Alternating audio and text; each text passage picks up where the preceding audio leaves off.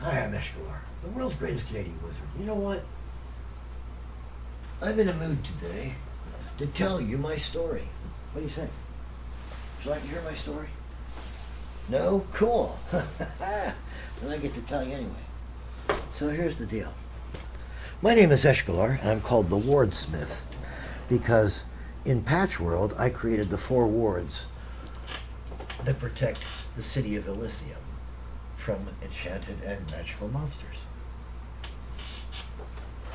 Before I was Eshkalar Wardsmith, I was Eshkalar the hero, and my job was defending the Empress of the Bright Empire.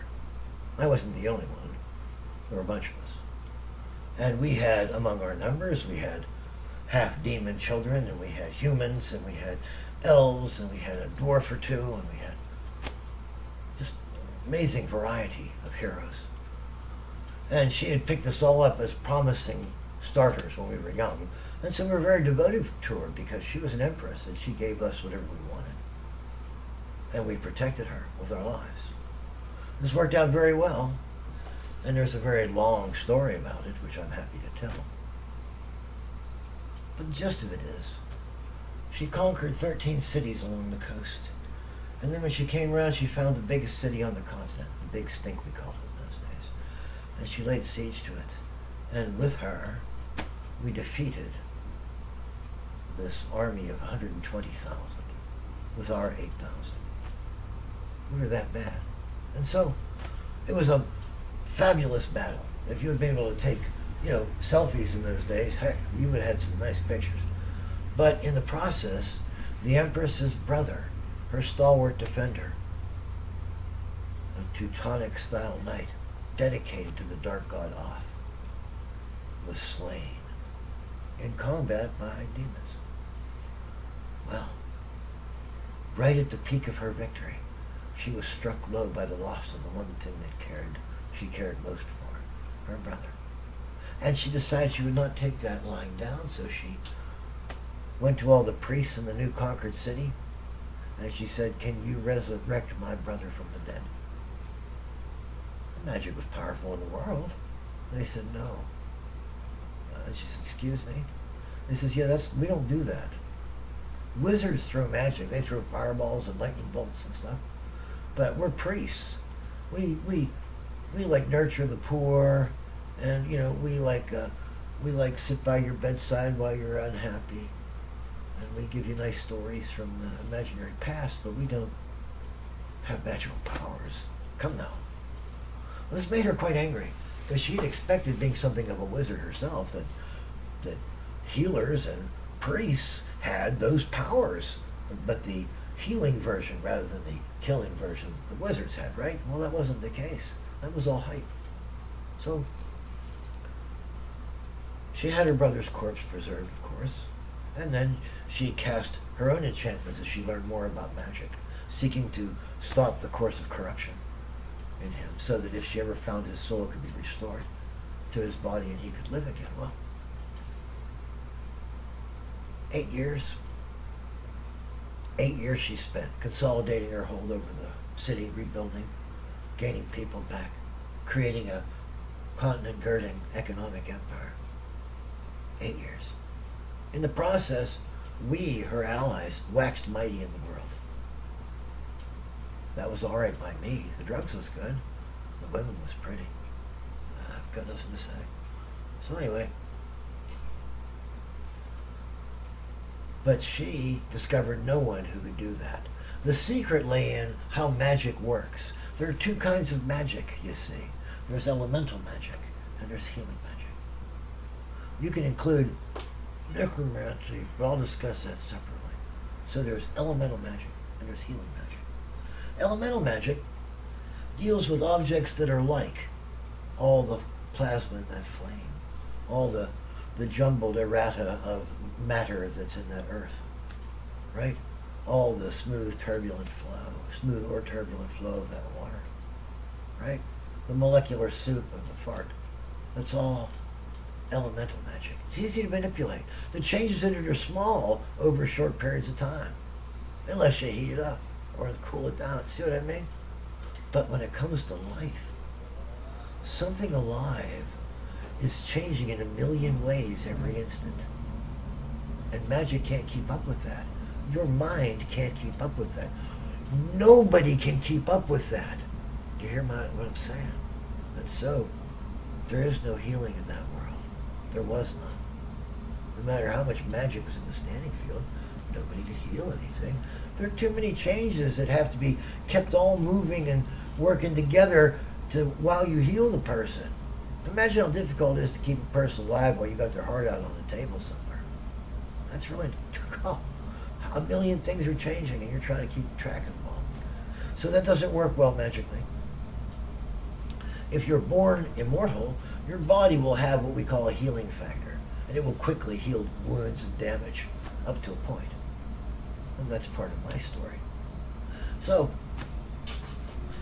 the Empress, realizing that she wasn't going to find what she was looking for, a person to resurrect her brother from the dead, on the Earth, was going to have to go look for it elsewhere. That meant the dimensions beyond ours, the higher and lower energy vibration states that we call the upper planes and the lower planes, that some religions call the heavens and the hells, that some people call the afterlives, that some people call the final destinations.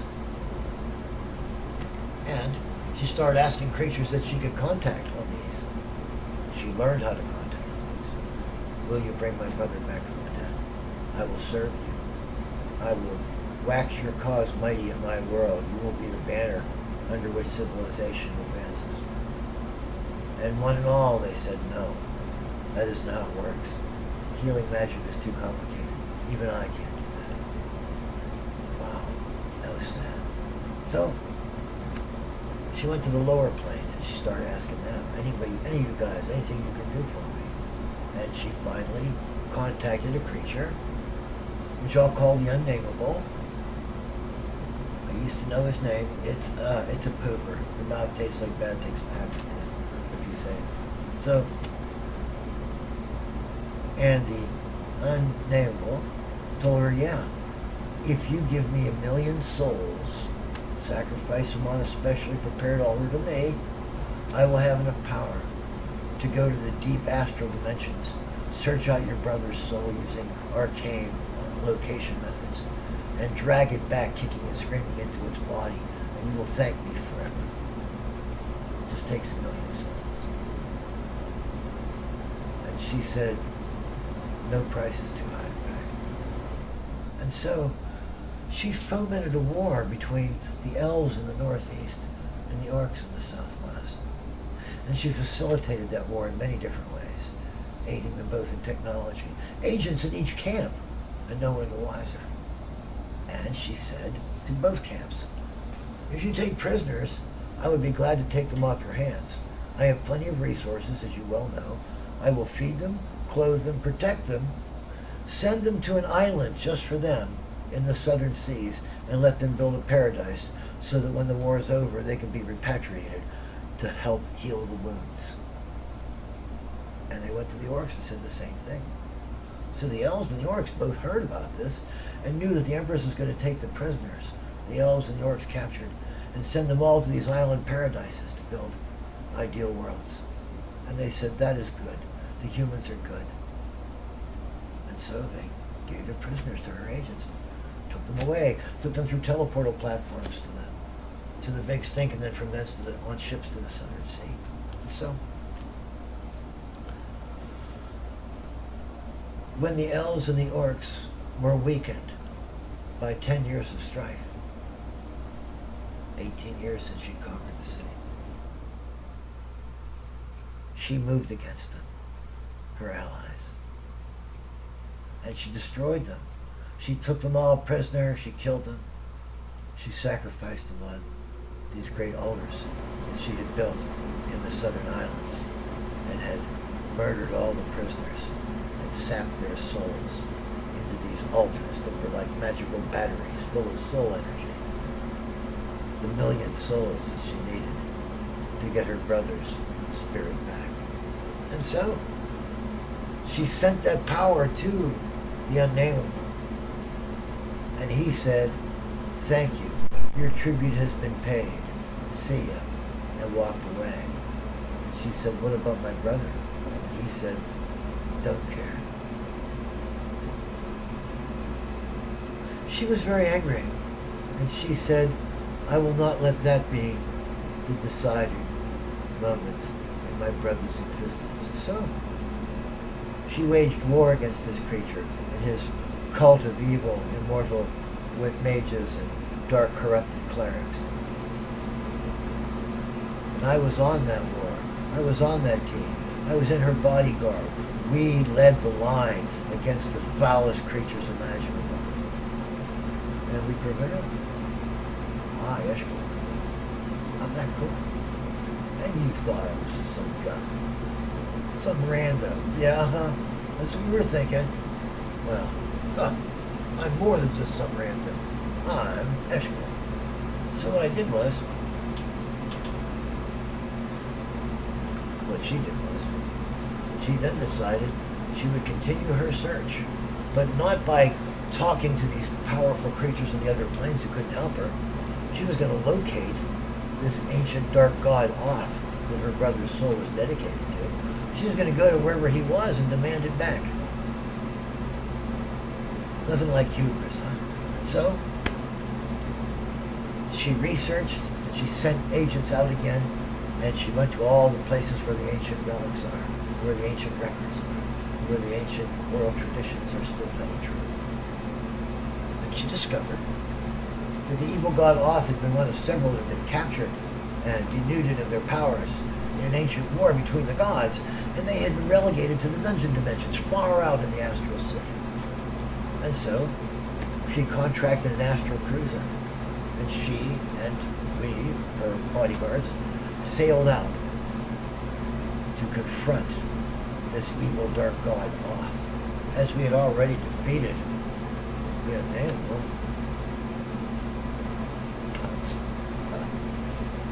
So,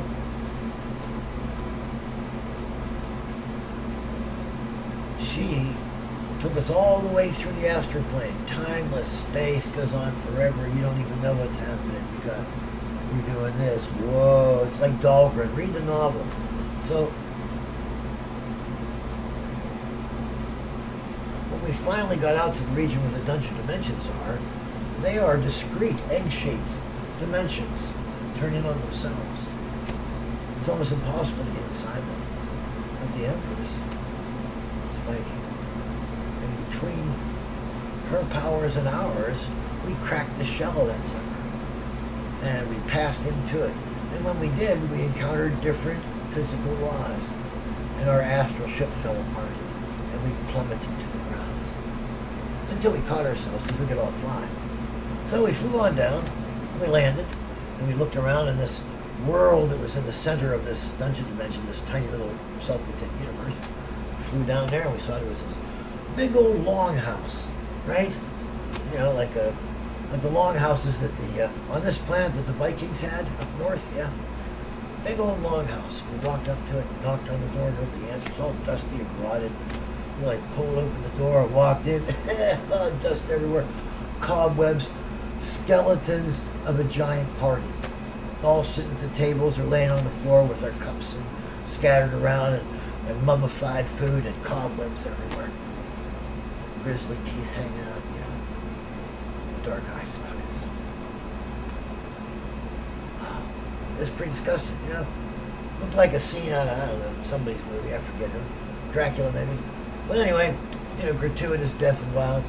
So, well, we picked our way through all these tables because inside it was a lot larger than it was outside. You can imagine it's one of the interdimensional spaces. And now we're in this giant, vast place with dead hearths all around and molded food and, everything's dead. And all the way at the end, very tip of the biggest table, there was this old guy in all this armor. Looked good, but he's sunk inside his bones and stuff. He walked over, looked at him, and the Empress looked over. She says, "Hey, are you Oth?" The lights came on. We're like, "Whoa, fuck! We're in the wrong. We're in this guy's hive," and he just woke up. We could feel it on him, and he goes, "Yes, I am Oth." I hold your brother's soul, and I will give it to you for a payment. And she says, okay, what is it this time? He says, I need 14 million souls to get me across the astral shoals into the world of the living.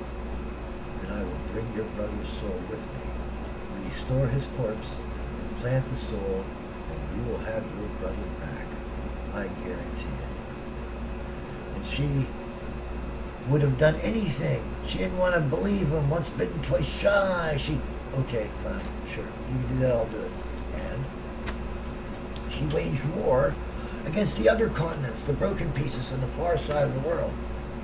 And she took them every one prisoner. And she sacrificed them on her altars. 14 million world. It's a lot of people in that world. There couldn't have been a billion people worldwide. So yeah. And that's including intelligent races, not human. So she said, I have your souls for you. Now what? He said, now I will bring your brother's soul across with me. And the transaction occurred, and he came through and brought her brother's soul. He restored the corpse, reimplanted the soul in it. The Empress had her brother back, and the forces of good appeared, combined, to send this old god back to hell where he belonged. And I had learned quite a bit in those days, but I hadn't learned enough, and I still stood on her side. Her security chief, Wild Bill, my antonym, had gone to the other side and fought with them, because when she dealt to break the rule of law, the laws of life and death, she became an icon of chaos. Wild Bill Sr. was a lawful character. He believed in a system that works, not the caprices of a ruler, but a system that works for everybody. And while she made the trappings of that, he was her utter slave and willing tool. But when she broke faith with law, he left her and went to the other side. And the forces arrayed against us, she and her fellows in the Guardians, we were overwhelmed. They were too powerful for us. She was undone, destroyed. And we were chased to the far ends of the continuum. Some of us escaped entirely, and I hid until a new force came. And since all the armies were destroyed, and the Empress was the only person that could have raised an effective resistance against the new invaders, the Unkind, the quadrillions of war machines, we fell, and I was forced to flee. And when I fled, thank you. When I fled, I got to flee. When I fled, I found an astral wormhole that carried me away quick. I didn't care where I went because I was pretty tough myself. What are you going to do, take me out? I don't think so. Psionic Superman, withered, supreme. I think Dr. Strange is he belongs in Greenwich Village. So anyway, I came through that astral wormhole to a new continuum, a pocket in astral space, not a separate universe itself, but a tiny little eddy in astral space where a universe might have grown, but instead there was just some room and some material. And some creature called the Spider Grandmother had taken pieces and bits of planets and worlds and stitched them together into a planet that we called PatchWorld. PatchWorld was a fairly magical place, but not magical like the WesterMark. It was weak.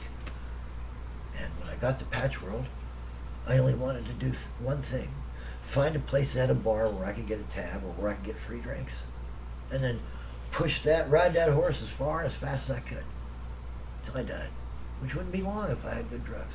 So, went there, and some powerful creatures said, let us build 4 wards, you and I, and we will create them as a barrier against all the magical monsters that flood this world. And they won't be able to come beyond those wards, and we can build a city inside, and farms, and fields, and streams.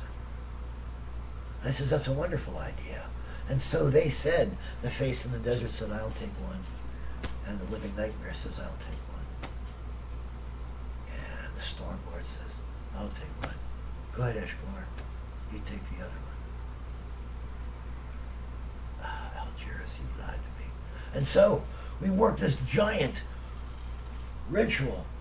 And what happened was they knew how much power it was going to cost and how dangerous the process was.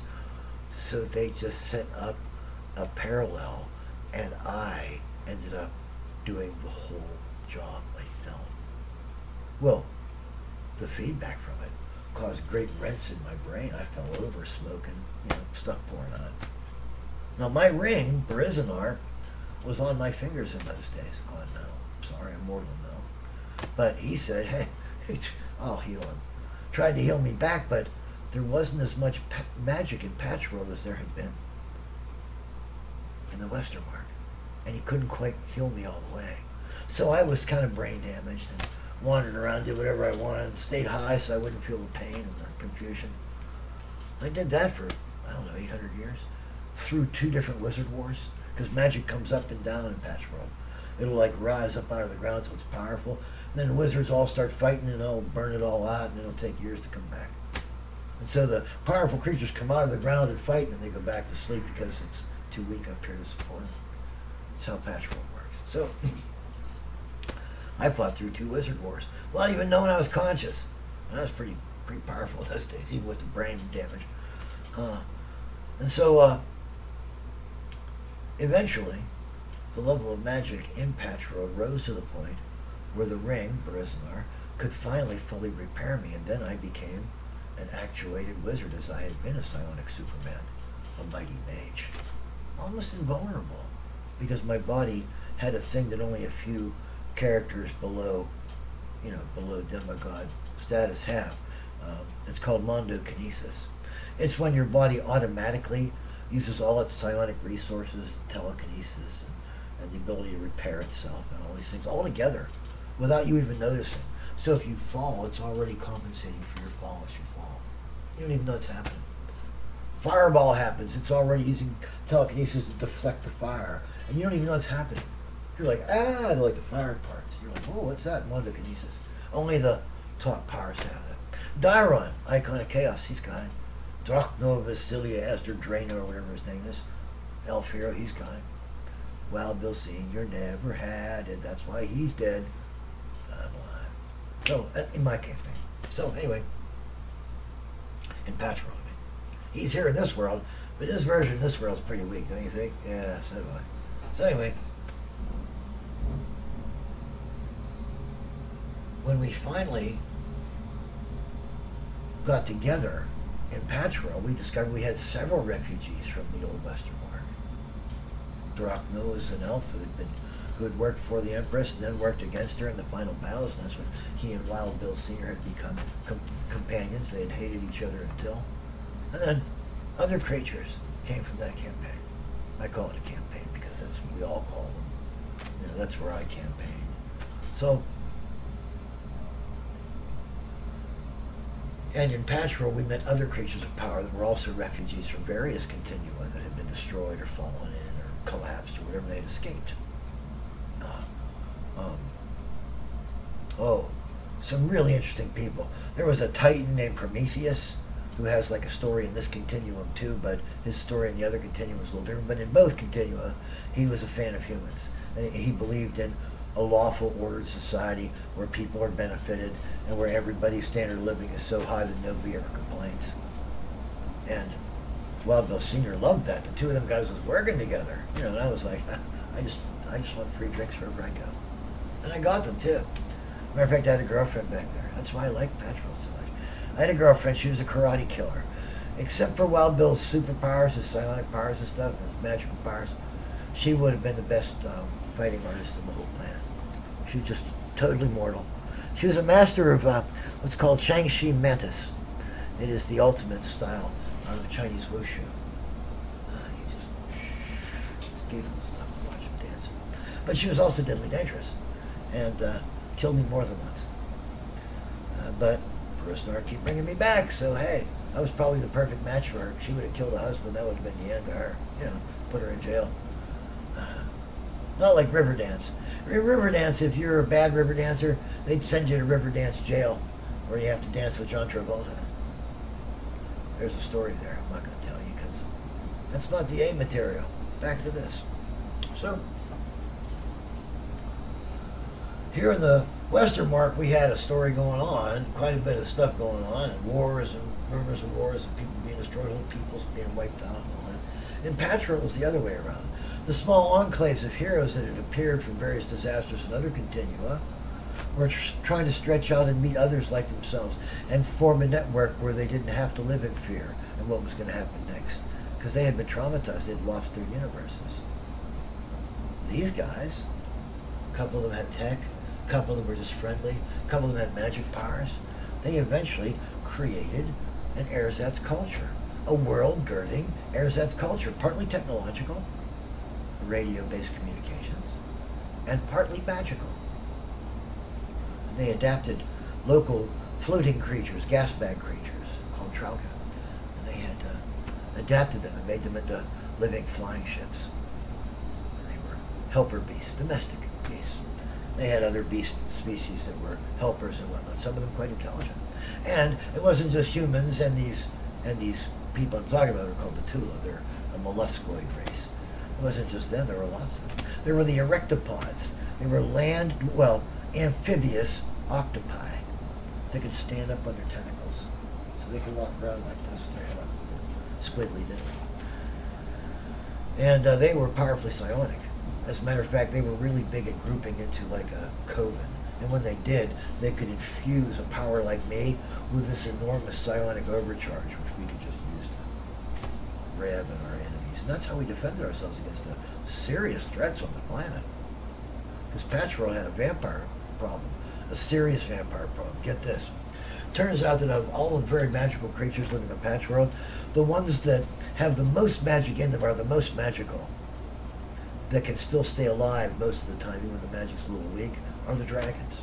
Dragons are intensely magical, and they filter the magic out of the creatures they eat. You know, like predators filter various pollutants out of the creatures they eat because they're at the top of the food chain. They have the most. Same thing with magic and dragons. So, well, some creatures found that out. Some vampires found that out, and they started drinking dragon blood. They captured a dragon, Arcanex, who was one of my friends, and they started drinking his blood. Well, this made them go absolutely nuts. They started getting so powerful. Vampire drinks a glass of, filled with dragon blood, and he gets so super energized, magically speaking, that his healing factor kicks into overdrive, and he bursts into flame from the oxidation.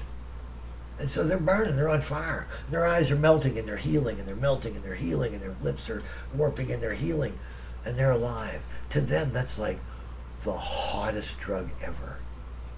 They love it. The pain and the warping and the every craziness, and you're still so powerful, you can pick up a car and throw it a mile. See what I mean? They get off on it. Serious addiction. And the problem is, of course, they need dragons for that. They were killing Arcanex, and then we found out where he was. And you folks have never seen me when I'm angry, but I was angry that day. I squashed some people flat, and I feel bad about it, but not too bad. Arcanex is my friend, and never used him like a blood cow. He knows.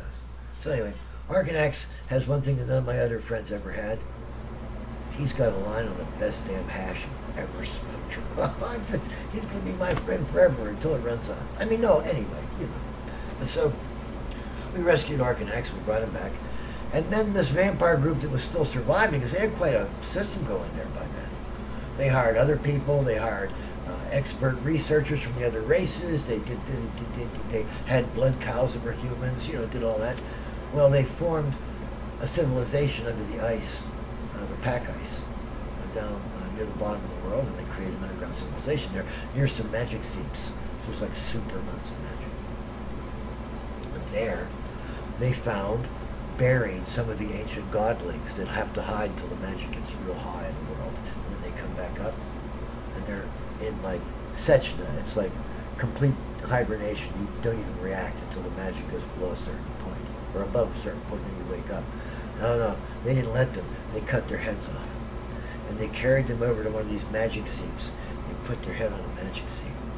And the head would like wake up, whoa, and the eyes would go around, the thing would go nuts, the overcharge of magic. It would try to heal itself, the head of a godling would try to heal itself and grow in your body.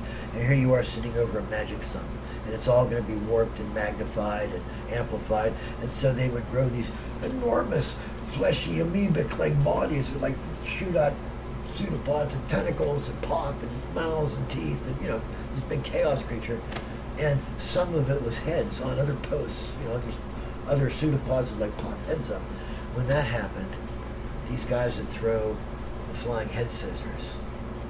If you've never seen Master of the Flying Scissors, you're going to have to go Chinese Kung Fu. It's like a bird cage with like a little spinny thing, like a frisbee thing around it. And when it lands on a head, you like pull the chain and blades go and they cut whatever's inside, they cut it off. Excuse me. And so they use that and they take the new head, right?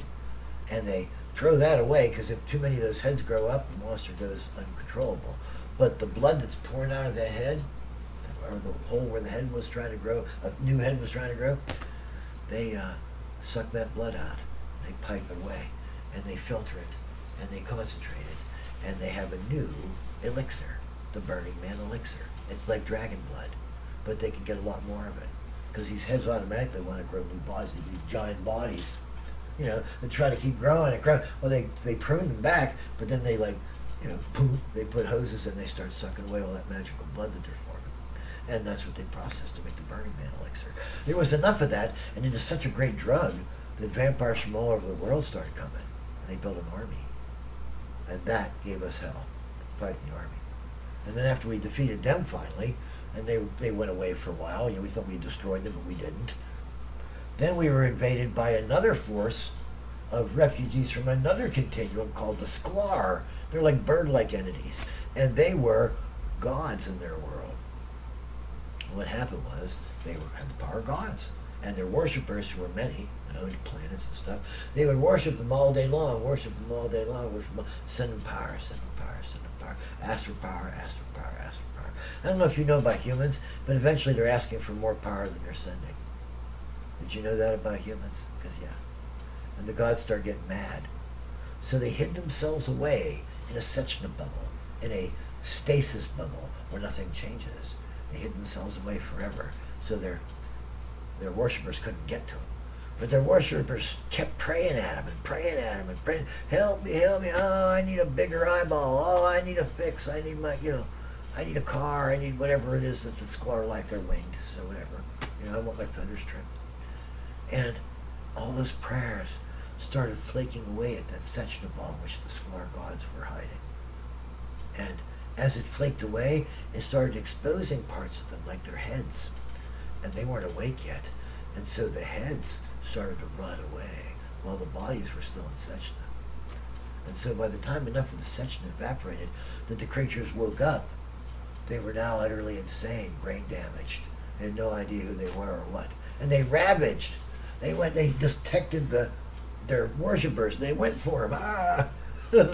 So, and they wiped them out in those continua. But in one continuum, a small cadre of these Eshkalar gods got free. The lesser gods got free when the big ones went nuts and started going crazy. And the lesser ones, Shizelrak and those guys, they all fled. And some of them found another one of those astral wormholes popped out in PatchWorld, where they thought they were in charge, because they hadn't met me yet. By the time they met me, I was getting pretty powerful. I was back to all my full powers. Berzinar and I were in full communication. I could alter reality. I could say, no, that's not how it is, and the world would change. But every time I do that, it would heat my blood up considerable, because I'm using my body as a lens to focus magic through. And for other wizards that don't have my experience, that would have popped them. But I'm Eshkalar. I'm the world's greatest Canadian wizard. So, eventually, we had a war with the Eshkalar. Some of them went to our side, because they're not all friends. And some of them went to their side, and some of us went to their side. We had some people from the WesterMark that I didn't know were there, Chen and Snow. They were half demon. and they were Charissa's assassins. They didn't work with us much. They would go on separate missions. Well, she had apparently sent them off to kill us, the ones that escaped her, before she died. She says, if I ever die, contingency is kill Eshkalar, kill Wild Bill Sr., kill Drano, Drano, whatever his name is, right? Kill the other refugees if you find them. And they had made it to Patchworld and were fixing to kill us. Yeah. So it was very dangerous then. And they found the Burning Men and started to ally with them. And now they could drink the Burning Man elixir because they're half demon. They could take it. And they were more powerful than any Burning Man. Burning Men are just fast and strong.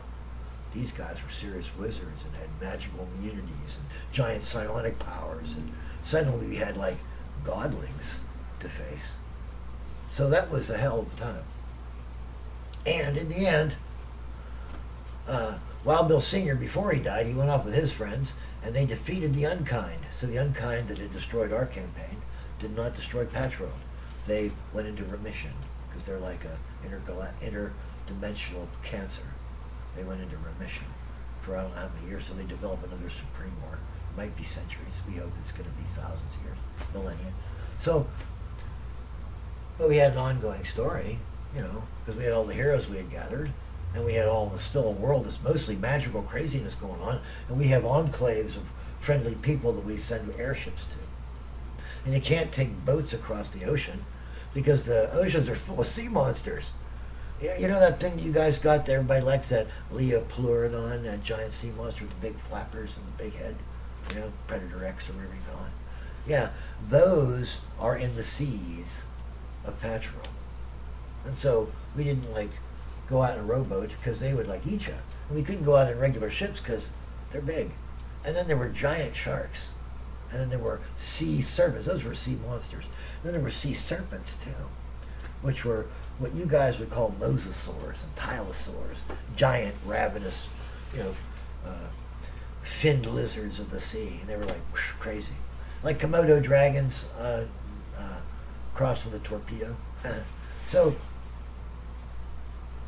we didn't sail in the sea, we just flew across the air. So it's not as sure. We have big gas bag ships, so we're fighting the storms and stuff. So, you could lose people sometimes. But we had a fairly effective worldwide economic operation going on there. We call it the Two Lehigh Mind. And the Hive Mind part was we had some satellites up, and we were all getting radio in real time, and we could communicate uplink and downlink if we needed to. Those of us who were higher in the governmental form, or the heroes that were used to be the defenders in times of trouble, we had interrupts so that we could interrupt whatever the conversation was and talk right to the rulers. It was a great time. Of course, that ended too, because what happened was I had a ring, Barizanar. Turns out it was the last ring that had been unlocated. And here's the story of the rings. You need to know this. Once upon a time, in a group of 6 completely different quantum universes, there was two elementary forces, good and evil, light and dark, right? Good and evil, light and dark, Ahura Mazda and Ahriman. And they were at war. Each had half the energy budget of 6 universes to work with, and adherents and angels and demons, and they created life, and they had a man that they could tell him, hey, hate that other guy, I hate wars. And okay, so these guys fought and fought and fought and fought, balance of good against evil, balance of good against evil. Well, eventually evil learned how to cheat and defeated good. And as Ahura Mazda realized he was going to be destroyed by Ahriman and all his works undone, he split his essence into 14 rings and spratted them all across the various cosmoses, the myriad ways, in the hopes that Ahriman would never recover them. Because each one alone was pretty well shielded, from detection, and was a very small fraction of of Ahura Mazda's power. A little bit too little, a little like a dim light that Ahriman couldn't see in the darkness, so he couldn't see it to go find it. And he wanted it. He wanted all 14 of those rings for him. Then he would have the whole control over 6 universes, and he would be the ultimate being. He wanted that bad. They all do. Hubris. So what happened was, poor poor Ahura Mazda, he was split into 14 different rings, and they were spewed across the cosmoses. Well, one of them came to me, and that was the Ring of Eshkalar. I didn't know for 1,200 years that he could talk. That is, he had a name, Briznar. He was a separate creature because the 14 rings each developed a separate personality. And each one is as powerful as the gods in some universes. Together, they are the whole power of half of 6 universes. So, 2 other Eshkalars in 2 other quantum universes, 2 other of the myriad ways, learned about the origin of the rings when they got one, right? And they decided they were going to go find the other ones and have them all for themselves. Their rings didn't talk, so they didn't know the story. I did. I didn't want to go find the other rings, because if I had more than one ring on me, Araman would notice, or his agents, and I would be SOL. So, what happened was, 2 of those Eshkalars that are searching the cosmos for the rings got to be the best, and one had, I forget, 6 rings, and one had 7 rings when they showed up here at PatchWorld. And I had 1. They landed in PatchWorld, and they said, "Give us the ring, asswipe." And they looked at each other and went like, "Oh my," because they didn't know each other existed. So 7 rings is looking at 6 rings. 6 rings just demanded my ring. And they're looking at each other going, "Oh, whoa," they forgot about me already. Because I'm only 1 ring, right? They're about to go to war. They have enough power to absolutely destroy Patchwork. If they go to it, they're going to kill all the heroes and ruin everything, just trading punches. You know what I mean? So, I didn't know what to do. I was like, whoa, whoa, whoa, whoa. Another icon of chaos. One of my very good associates, Dairon, Prince of Chaos. He showed up. He was there already. He was another refugee from the WesterMark. And he says, yo, you guys want to fight me? And they're like, yeah, we're ready to fight you. And then they started like looking at him and analyzing him. They're like, okay, wait, let's hear your story, because Dairon's ultra powerful. And he doesn't have rings, doesn't need rings. This is important. So, he says, you guys are chaos icons like me, right? Not as powerful, but you're chaos icons. They're like, mm-hmm. He's like, so I bet you like a good game, don't you? Maybe a gamble? And they're like, well, yeah. He's got him by the balls now, by the ring, you know, he's pulling on him. And he says, how about a little game from another Earth called poker?